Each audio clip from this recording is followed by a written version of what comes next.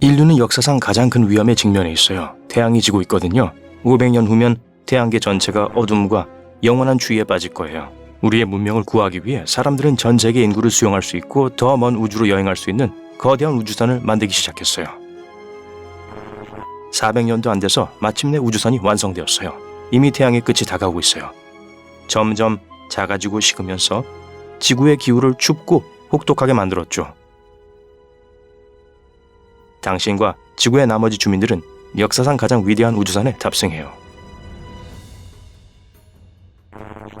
탑승 자체는 배가 완전히 만들어지기 몇 년 전에 시작되었어요. 수십억 명의 인파가 몰리는 걸 피하기 위해 전자 일정이 짜여져서 곧 탑승할 차례인 사람들에게 초대장을 보냈죠. 수백만 명의 사람들이 한 달 안에 탑승할 수 있었죠. 가장 중요한 규칙은 가볍게 여행하는 거였어요. 옷 2벌, 개인 위생용품, 폰, 헤드폰, 그리고 가장 좋아하는 책을 챙겨요.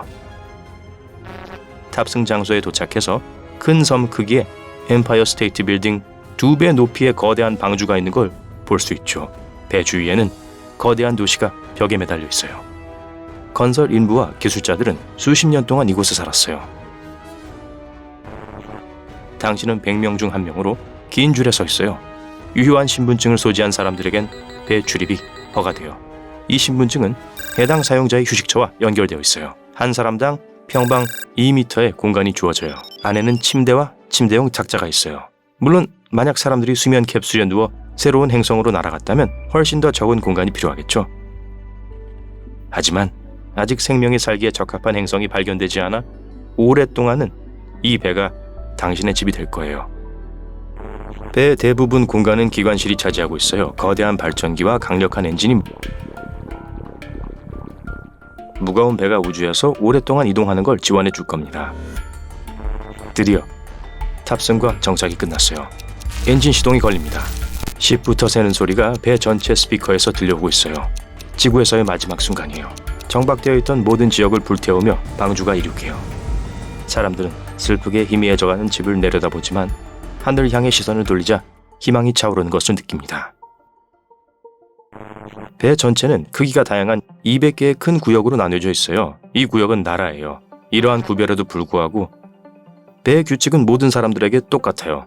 에너지를 생성하고 평화를 유지하고 서로를 도와야 합니다. 에너지는 운동 자전거에 의해 만들어져요. 사람이 페달을 밟으면 엔진에 연료를 공급하는 운동 에너지가 발생되죠.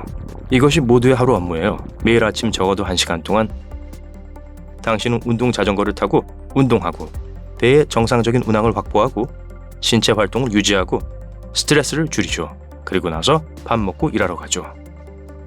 지구에서처럼 당신은 여기에서 가게, 도서관, 영화관 옆을 지나가요.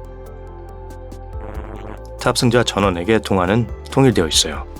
돈을 벌면 작은 객실을 더 큰 객실로 옮길 수 있어요. 그리고 물론 지구에서와 마찬가지로 어떤 사람들은 쉽게 많은 돈을 버는 반면 어떤 사람들은 24시간 일해서 10,000원 벌어요. 그래도 이런 불평등은 예전처럼 당신을 신경 쓰게 하진 않아요. 미래의 사람들은 평화와 고요함을 느끼는 법을 배웠어요. 그래서 아무도 검은 공허 속의 제한된 생활 공간에서 싸울 위험을 무릅쓰지 않아요. 배 전체에 자연구역이 있어요. 이 작은 식물원은 인공광선의 도움을 받아 재배되고 있죠. 식물은 배에 산소를 공급하고 사람들을 더 편안하게 느끼도록 해줘요. 저수량은 많지만 여전히 제한적이에요. 이걸 아껴 쓰기 위해 사람들은 체액을 가공합니다. 특수 탱크에 수거하고 여과시키고 세심하게 정화한 뒤 다시 식수와 기술용 통으로 보내요. 모든 사람들이 용변 50% 이상을 물로 바꾸죠. 깨끗한 물은 우주 자체에서 보충돼요. 몇 년에 한 번 배가 행성에 접근해요.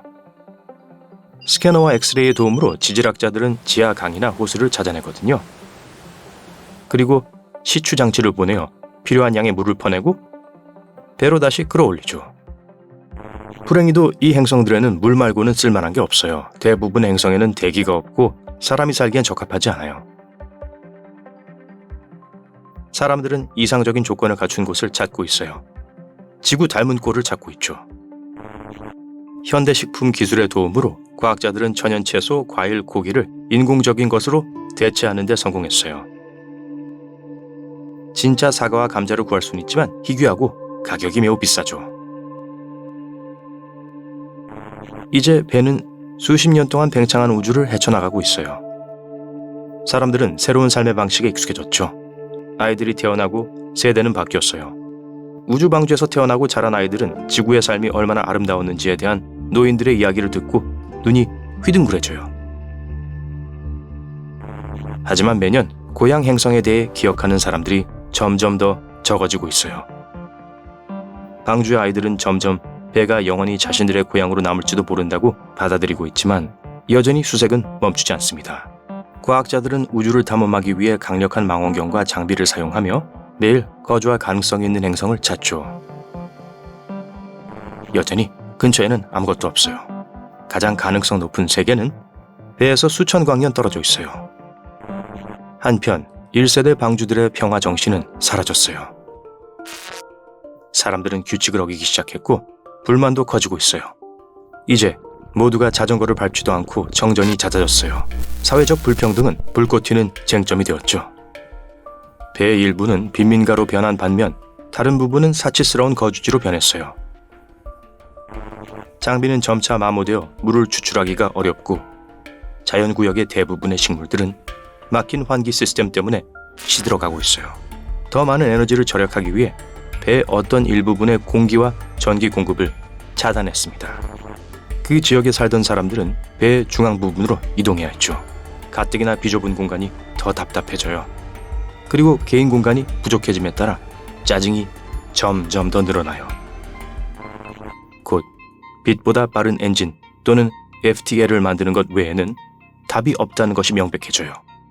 이건 배의 구조를 크게 개조하고 변경해야 할 거예요. 이 문제를 해결하기 위해 투표를 진행했지만 놀랍게도 모두 동의하진 않았어요. 어떤 사람들은 위험을 감수하고 싶어 하지 않고 이미 배를 고향으로 생각하는데 익숙해요. 이들은 배의 자원을 전반적인 수리에 사용하길 원하죠. 사람들의 의견이 분분해요.